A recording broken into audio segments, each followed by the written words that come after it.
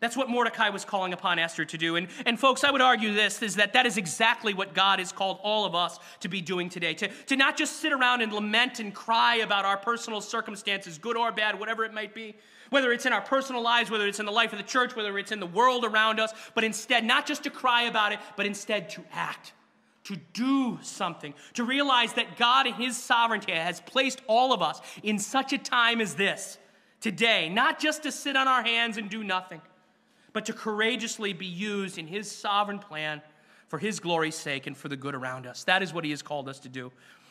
Oftentimes, I hear Christians today, they lament about the culture around us. We talk about, and you can hardly blame them, okay? You look at what's going on in the world around us, and we cry about it, okay? I mean, we get angry about it. Talk about the morals and the eroding morals of the culture and things that are happening around us, things that just seem to be going crazy, things that just seem to be getting worse by the day.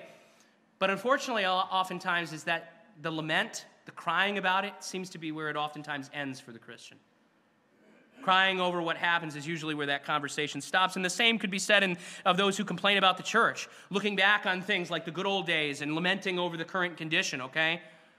And like all the weeping of the condition of the world, the weeping about the church is oftentimes where the action stops. It's usually what happens. And further, again, from a pastoral perspective, oftentimes, again, you meet with people who have sincere problems in their life, people who are just severe issues in their life, and you cry with them and you weep bitterly with them about their issues, bearing that burden with them like you're supposed to as a fellow believer. But again, sadly, the lament oftentimes is where it often ends. Nothing being done in order to alleviate those issues.